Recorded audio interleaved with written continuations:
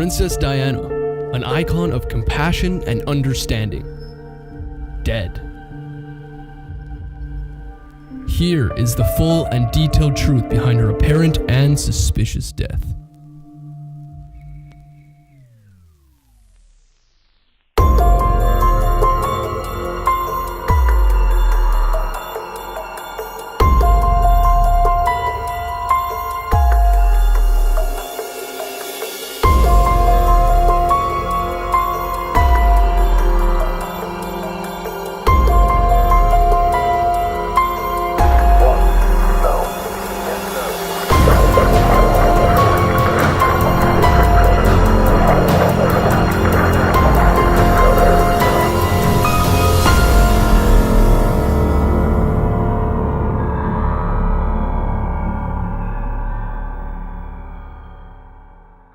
On the 24th of February, 1981, Lady Diana Spencer and Prince Charles get engaged. Following the engagement, Diana left her occupation as a kindergarten assistant. She then lived at Buckingham Palace until the wedding. Diana was the first English woman in 300 years to become the spouse of an heir apparent. In 1981, Princess Diana got married to Prince Charles. She wasn't a princess before that. Their age difference was 13 years. Was it actually? Yeah. Wow. Guy looks like an old man, so. Thought he just aged really bad. No, he's always old. Yeah, so the marriage was weird right off the bat. Right, it felt very different. Like, even who she was, her like demeanor, you know, her vibe was really, what would the word be? I don't know, chill. Royalty. Yeah, it was very like angelic. She was a very normal person. Yeah, Like, if that's passionate and very not snobby. Exact No. opposite of snobby. Yeah. Not saying all royalty's snobby, but Yeah, but You you know. know, that's kind of the preconception. yeah. So probably. Queen's gonna kill us. It was Prince Charles who cheated first, right? Exactly. He was saying that he had him and her were having a terrible relationship. Why are you making me laugh? Just go. Saying that him and her had a really bad relationship. He goes, oh, it was coming to an end. We were both trying, you know, we were trying to make it better. It was gonna come to an end anyways, and this and that. So he cheats. You know? So who do you know who he cheated with? Oh man, I can't remember her name. But she was someone. I can't remember now. I really can't remember. I want to say it's his wife that he's married to now. He's married? Okay, Yeah. anyways. Yeah, so he cheated on her. And then shortly after that, she cheated on him with her bodyguard. This is after she found out that he cheated. Exactly. Yeah. Yeah. It was all over the news too. It was a huge thing. Yeah. Huge. And they were pretty much separated. Like after that, you know, they were like they hated each other. yeah, I bet you would. But they were still formally, you know, had to be together. So The weird thing is that personally that I find very compelling was that apparently she left a letter to Paul Burrell, who was her butler, was her one-time butler. Yeah, she was voicing concern about her car. she said And it's that- gonna happen. Something about her brakes might. Yeah, that they fail. might try and Yeah. kill her through a car crash. Although the letter shows handwriting that matches that of Princess Diana, it is still difficult to use as evidence. Except for the fact that around the alleged time she wrote the letter, Princess Diana voiced concern about having problems with her car, and had publicly mentioned her belief of a conspiracy following her bodyguard's death by car accident. So why do you think they killed her? I don't know. I think it's at us anger and embarrassment a little bit. They were kind of embarrassed with the whole thing she was doing, you know, with the Dodi guy, because he was Muslim or because he's rich, you know. They were kind of a little embarrassed that she was even going out, you know, kissing him on in front of magazines and paparazzi, you know. It was just embarrassing. It's a royal family, you know. That's like a big deal. Yeah, that's true. And another thing is, she was trying to put a ban on landmines being used in the British forces over in other countries, you know, and because lots of innocents died on landmines, right? Yeah. Just people walking in the middle of, you know, some old landmines that were put there a couple months ago, you know. She was digging up old stones and flipping things over and creating a whole commotion about. She was like an advocate to ban landmines. if this did happen, there would be a lot of people in on it. Oh yeah. So from police officers to ambulance drivers to yeah, exactly. So I mean, it would be causing a huge stir, right? Because her mentality, and the atmosphere she put out is like it's kind of an ideological shift, where she looks at these powerful people and like the royal family, which back then, not as much now, but back then it was like huge, like very powerful, and you know, you just don't screw with them. Very respected. Exactly, very respected, true. And she just didn't give a shit. Didn't care. Did it whatever she wanted. Rebellious. Yeah. When she divorced Charles, she got so rebellious. Yeah. I'm gonna do whatever I can to get back at this asshole. You know, he fucked me over. He cheated on me. I'll cheat on him. You know, and then yeah, when that's over, I'm gonna get with this guy. You know, let's put that in the front page of all the magazines. Exactly what happened. They were scared she would start a spark of. Yeah, and even expose some shit maybe. Yeah, about them, maybe. You know? True. Yeah, that's a good Maybe point. just let some stuff out. Who knows some what else? embarrassing stuff about Charles. Who knows? Because he was a fuck up his whole life. He was a fuck up. He was a little shit his whole life. Yeah, like who knows what else they were hiding? You know, because it's a very old institution. The things they have, the secrets they keep, are probably very deep.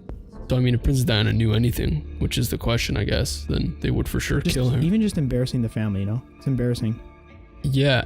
I mean, just like, yeah, I think that's good enough reason. It is in a way. It could definitely upset the Queen big time and Charles. Say there was this huge like secret, right? That they had to they knew, or a bunch maybe, and they noticed she gets divorced, and they're like, okay, that's kind of fishy, and then she starts getting very rebellious, and then like we can't trust her. Yeah. And so then, what the next step would just be if she keeps doing this kind of thing, then we just got to take her out. Pretty much, it's too much for the family to deal with. But you know, let's get into it a little bit. That the actual night, they were all day, Dodie and her driving around France, you know, hanging around. So, yeah, Paparazzi's going nuts, following them. You know, it's a big deal, right?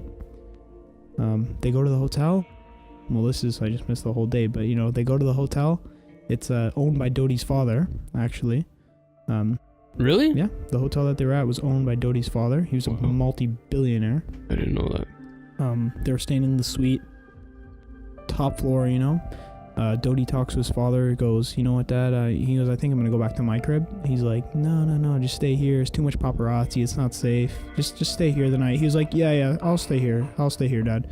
That's what Dodie tells his father, Muhammad. He's like, yeah, I'll stay here. Ended up leaving.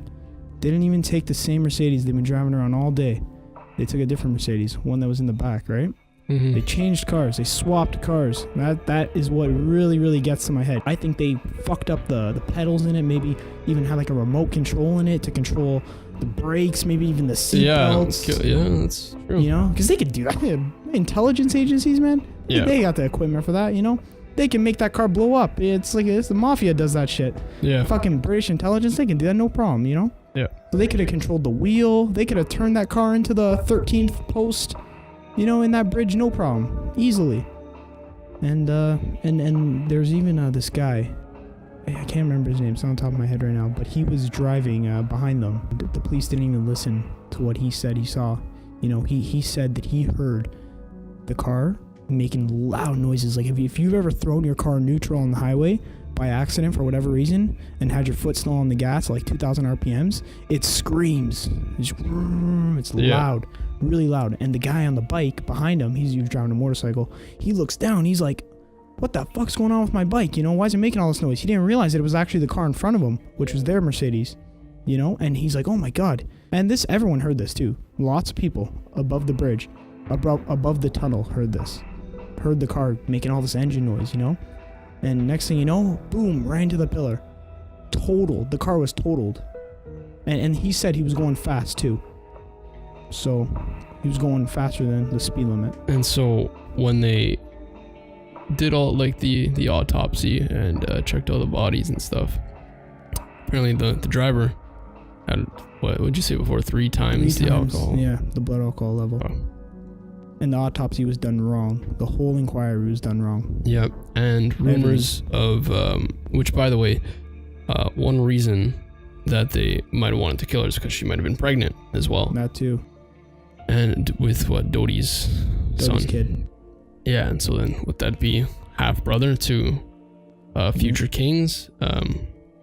Again, stepfather to the future kings, being Egyptian Muslim. They weren't down for that. But apparently in the autopsy there was no pregnancy. There's none of that. You said before she wasn't wearing her seatbelt, which she was known for wearing. Like, do you know any, like, just yourself, you get in a car, the first thing you do, what is it? Put on a seatbelt. Like, have you ever drove out of your driveway going, oh shit, I forgot to put on my seatbelt? It just doesn't happen. Yeah. It does not happen. Someone who wears their seatbelt, which Princess Diana did. It's just... Oh, it's a given. Everyone said she was cautious. She always wore a seatbelt. Yeah. You don't... If you wear your seatbelt, you will literally never forget to put on a seatbelt. Like, that's just first instinct. It is. Straight up. Someone who doesn't wear it, yeah, okay, they won't wear it. But it's like someone who doesn't wear it at all. I mean, someone who does wear it all the time. Now you're not wearing it, and you get in a car crash, and you were sketched out about it. You wrote a note before that you think your car would be tampered with, and your boyfriend said that you were staying in the hotel. You know, all these things lining up, and the cameras were all what, 16? 13, 16 cameras, they were all out. 13, well, they're supposed to keep track of traffic. Broken. Yeah. Well, just by pure coincidence. 13's a huge number. Like, what the actual fuck? People say that they replaced the body and the autopsy was on someone else, blood alcohol content and all that stuff. Well, because it was all closed off, no one really speaks about what happened inside, and then it takes about an hour to get her to the hospital. Which was crazy because the hospital was 3 miles away. Yeah, 3 miles an hour. Beauty. Slow as fuck.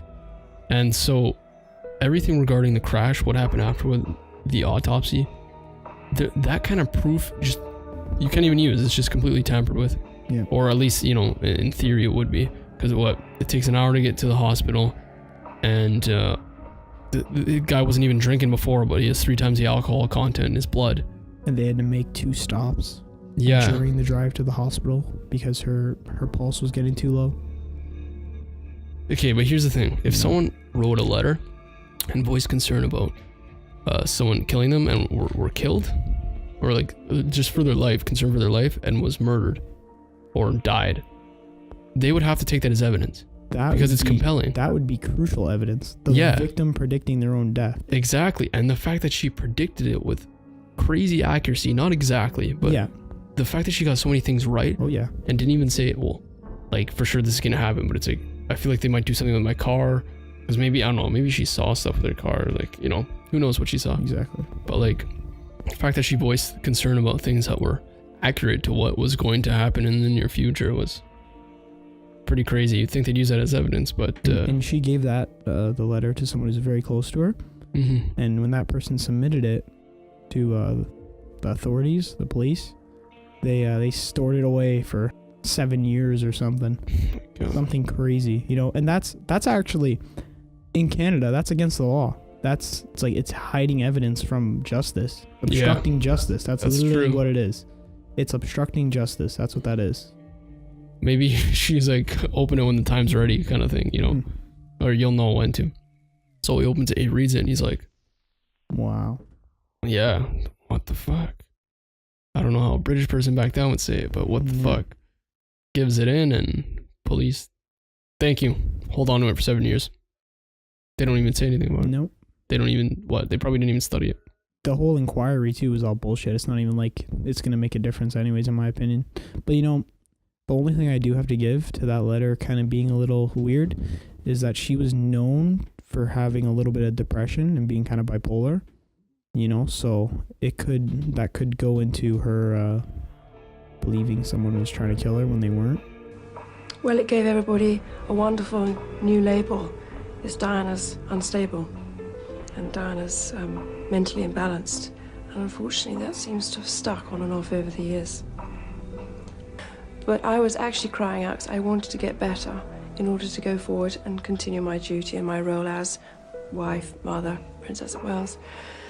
So, yes, I did inflict upon myself I didn't like myself. I was ashamed that I couldn't cope with the pressures. What did he think of your interests? Well, I don't think I was allowed to have any. I think that I've always been the 18-year-old girl he got engaged to, so I don't think I've been given any credit for growth. And my goodness, I've had to grow. Well, anything good I ever did, nobody ever said a thing. Never said well done or was it okay. But if I tripped up, which invariably I did, because I was new at the game, a ton of bricks came down on me. Yeah, that makes sense. That maybe she had some mental ailments that got in the way of that, or Yeah. coincidentally predicted that. But the fact that they held on to that evidence makes it even like Oh yeah. like why would you because do they that? didn't even take that as an investigation. They looked at it more as drunk driver. He was on some prescription medication. He was fucked up 3 times over the limit. He's the reason why they died. Yeah. You know, and that's that. Okay, well, you look at the Queen's mentality, right?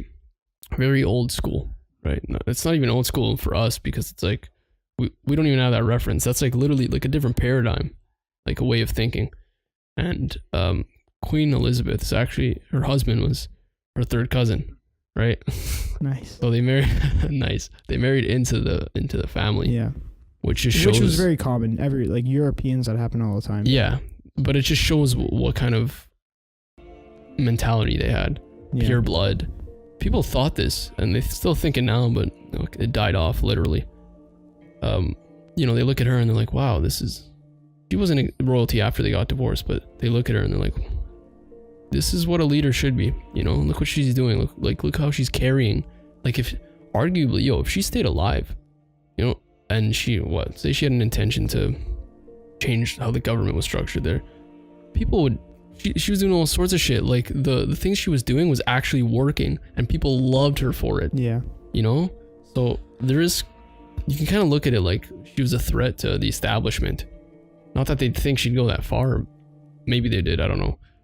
But, it was definitely, she was training a new way of thinking. Questioning how shitty the royal family really is. Yeah. Yeah, that's true. She definitely did have a different mentality than what they were used to and what they expected of her, I don't think it's exaggeration at all to say the royal family really cares about their reputation. Having an institution like that still working today, I don't know if it actually is, they would have to make sure that their population sees them as better.